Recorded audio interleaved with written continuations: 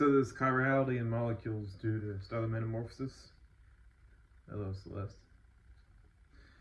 As complexity is added to explaining the origins of life, the reverse is happening. They're inadvertently explaining how complex the evolution of a star is. They're making something, not realizing that something will be perfectly usable in a completely, apparently different scenario.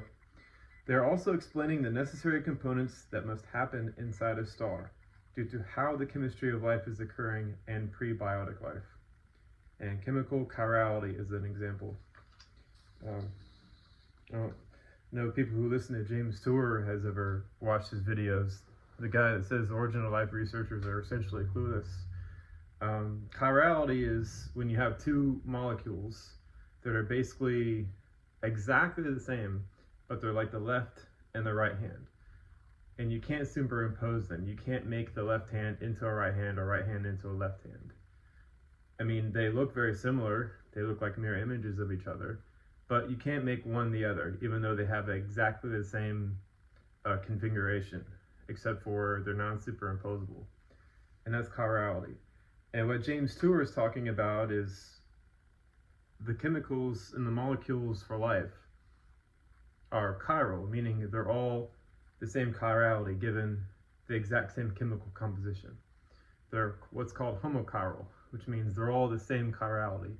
And when origin of life researchers do their chemical experiments, the vast majority of the chemicals they create and molecules they create are heterochiral, meaning they're different, even though chemically they're the same.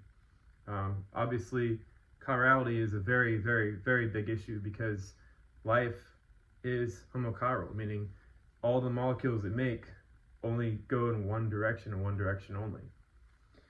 Now, the reason why I wanted to mention it's kind of weird that as the more and more we understand about how life forms, how complex the chemistry that goes into life is, we are inadvertently figuring out what is happening inside of a star as it evolves. The complex chemistry that's happening inside that star on huge scales. And essentially, the origin of life researchers are reverse engineering the internal processes that happen inside of stars during star evolution. And that's what stellar metamorphosis is essentially saying. So they're approaching an issue, not realizing they're solving the problems and the mysteries that go into understanding the interior regions of a star as it evolves. Meaning, if they want to actually see prebiotic life forming, all they have to do is study the inner atmospheres of Jupiter, Saturn, Neptune, and Uranus, as well as all the exoplanets which are evolved stars. You don't need to build a really expensive lab. All you need to do is, well, get an expensive satellite up and take measurements of the interiors of these things and to figure out chemically what's going on inside of them. And they'll find the gradients, they'll find the pressures, they'll find the temperatures, they'll find everything they need to understand the mystery of how life begins. And no origin of life researcher ever discusses that. They always start from Earth having been the size it is now, even though Earth is a very highly evolved star, and the chemistry and the composition and the physicality of the Earth as it is right now isn't conducive to forming the beginnings of life. Prebiotic chemistry, I should say, occurs inside of highly evolved stars and middle-aged stars. Speaking of chirality, maybe to solve the mystery of chirality, why life only has homochiral forms of molecules which are only one direction, maybe has something to do with their magnetic orientation, which is positive and negative parts of the molecules. And if you think about that, you think about Jupiter has a north and a south pole, and it spins in one direction. All the bands go in one direction, so you could probably have field-aligned molecules that are consistently being aligned as the star evolves in its interior.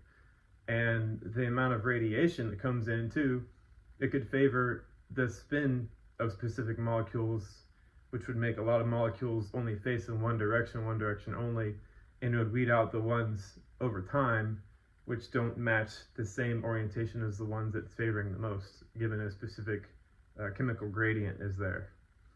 Of course, it's very, very complex, and the big worldview that needs to be corrected, and I agree with this wholeheartedly, is the warm little pond worldview, or the lake is goo, and that being the beginning of where life is formed.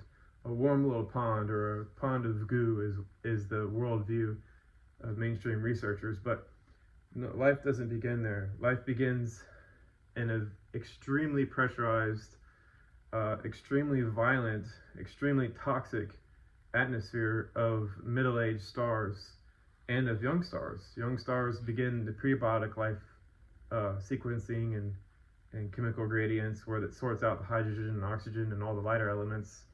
And over time, well, there's a lot more to it, but original life researchers, they need to look at middle-aged stars to do their prebiotic life. And chirality the mystery of chirality could be solved inside of those. All right, I guess that mostly wraps it up. All right, y'all, take it easy. Have a good weekend.